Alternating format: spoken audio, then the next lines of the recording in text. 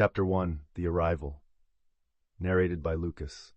The moment I stepped through those heavy iron gates, a wave of cold fear washed over me. The sounds of clanging metal and distant shouting enveloped me, amplifying my anxiety and uncertainty.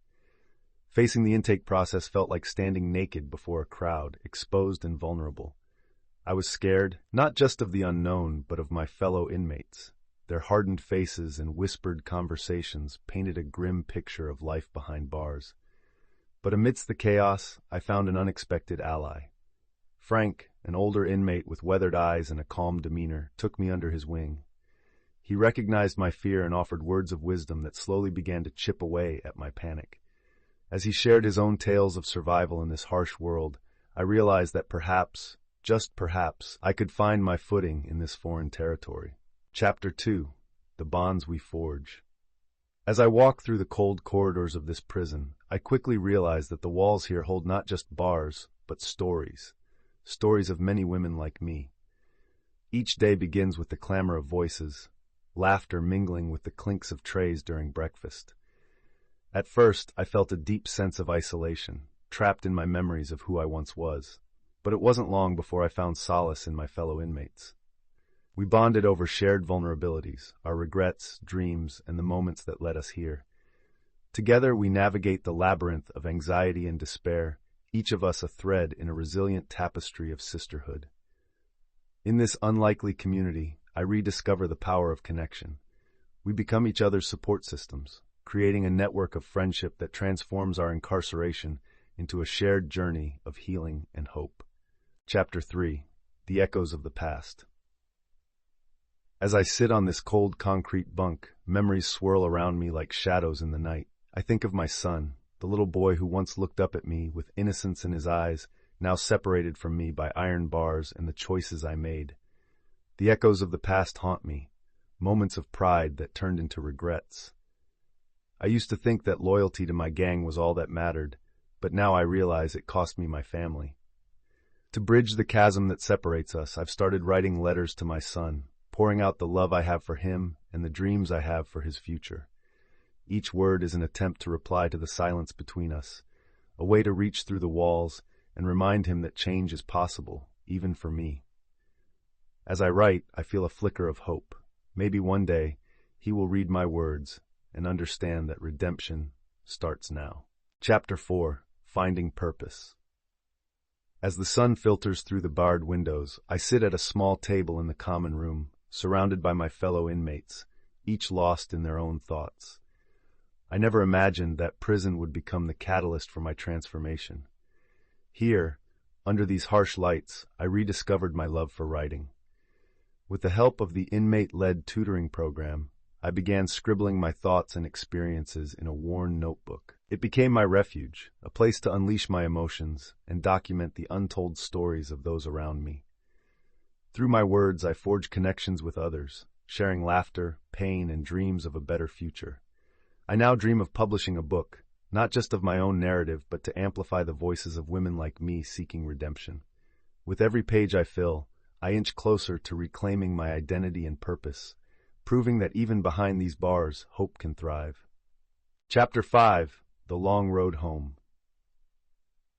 As I sit on my bunk, the weight of time served rests heavily on my shoulders.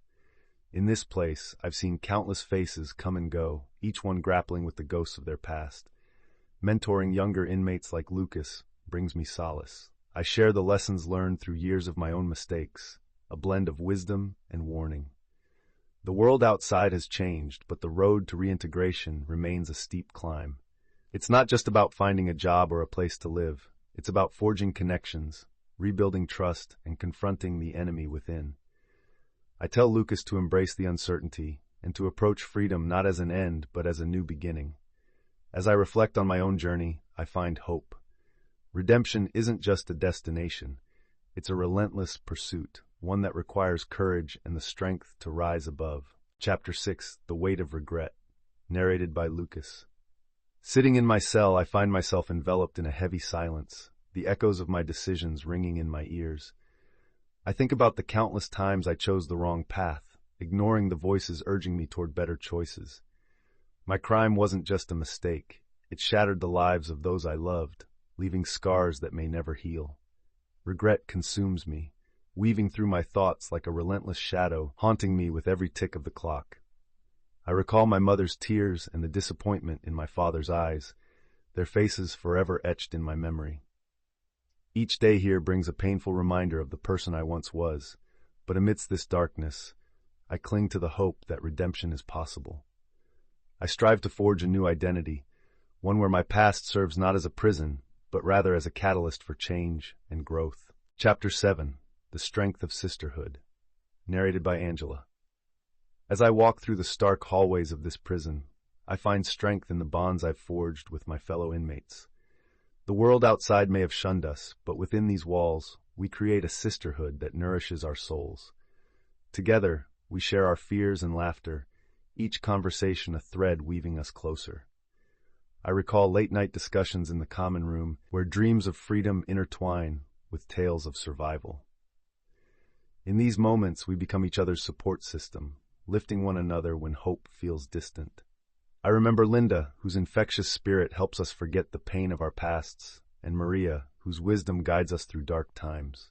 Our shared experiences and stories weave a tapestry of resilience, showcasing the unbreakable strength we possess as women. As we navigate this grim reality, we learn that together, we can overcome anything, even behind the bars that confine us. Chapter 8: Writing from the Heart. In the stillness of my cell, with the world outside feeling so distant, I found solace in writing. Each evening, when the din of the prison faded, I would pour my thoughts onto the pages of my worn notebook. The words became my lifeline, a way to process the chaos surrounding me and reconnect with the girl I used to be. I often shared excerpts with my fellow inmates, revealing the raw truths of our shared struggles. They would listen, their eyes glistening with understanding as I wove stories of pain, resilience, and hope. It amazed me how a few scribbled words could foster such profound connections. Through writing, I discovered the power of our voices. Our stories are not just our burdens, but also our strengths. In documenting our lives, I realized we could rewrite our narratives, transforming pain into purpose and despair into dreams. Writing became not just therapy, but an essential part of my awakening. Chapter 9: Redemption in Reflection. As I sit in my cell, I find myself revisiting the memories that once felt too heavy to bear. I remember the day I chose the gang over my family, the moment I decided to prioritize loyalty to my peers instead of my son. But now, I'm learning to view those memories through a different lens. Each regret carries a lesson, a whisper urging me to change for the better. Journaling to my son has become my lifeline, a way to bridge the years of silence between us. I scribble stories about my past mistakes, hoping to guide him away from the paths I trod. With each word, I confront the father I failed to be, while slowly transforming into the man I aspire to be. Redemption isn't just about making amends. It's about reflection and the commitment to break the cycle of my past choices. I can only hope that one day my son will read my words and understand. Chapter 10: The Day-to-Day Struggles. Life inside these prison walls is a relentless cycle of routine and confinement. Each day, I wake to the harsh clang of the wake-up bell, a reminder that time no longer feels like my own. Meals are mundane, defined by the monotonous clatter of trays and the indistinct murmurs of fellow inmates. I struggle to maintain my emotions, grappling with the weight of regret and longing for freedom that gnaws at my insides. Every moment feels like a test, whether it's navigating aggressive personalities in the yard or managing the crushing sense of isolation back in my cell. I've learned that time can be both an enemy and a teacher. Some days, hope flickers like a candle in the dark. Other days, it's extinguished by despair. Yet within these struggles, I've discovered resilience among the cracks of my heart, a spark that keeps my dreams alive, urging me to rise above my circumstances. Chapter 11: The Power of Hope. As I sit in my cell, the weight of each day can feel crushing, yet I've learned that hope can be a lifeline. In this world of gray concrete and steel, I cling to the memories of laughter, of freedom, and the woman I once was, a teacher who inspired young minds. Maintaining hope has kept the darkness at bay. It's what drives me to rise each morning, to share stories with my fellow inmates, and to cultivate dreams of life beyond these walls. Together, we create a tapestry of resilience, celebrating small victories, offering encouragement, and reminding each other that we are more than our mistakes. During our weekly book club, we delve into stories of courage and transformation, igniting sparks within us. I realize now that hope is a collective force. It strengthens our bonds and illuminates paths toward brighter futures. In this bleak setting, hope is our unwavering beacon. Chapter 12, Preparing for Freedom. As I sit on my cot, the weight of the impending release settles over me like a thick fog. It's been years since I last felt the sun on my face, and the thought of stepping outside these prison walls fills me with both excitement and trepidation. I've seen too many young faces, like Lucas, who come in here with dreams, only to leave unprepared for the harsh realities awaiting them. I gather the younger inmates, sharing practical tips for re-entry, how to navigate job applications, the importance of maintaining support networks, and the necessity of finding purpose outside. I remind them that the journey doesn't end here. It's just the beginning. We talk about the changes we've made during our time inside, and I emphasize the strength it takes to stay on the right path. As I prepare to leave, I hope my experience can light their way, guiding them towards a future they deserve. Chapter 13, Final Days. As the days draw closer to my release, a whirlwind of emotions surges through me. Anticipation, fear, excitement, and doubt. Each morning feels heavier than the last, filled with the sounds of clanging metal and muted conversations, reminders of my life behind these walls. I find myself reflecting on the moments spent with Frank, Angela, and Marcus, sharing laughter and tears, each conversation shaping a new version of myself. Lying on my cot, I ruminate on how I will navigate the outside world, a landscape that now seems alien. What will it feel like to breathe fresh air, to walk the streets without the weight of confinement? Anxiety grips me. The prospect of facing my past decisions looms large. But amidst this uncertainty, I know I carry their strength with me.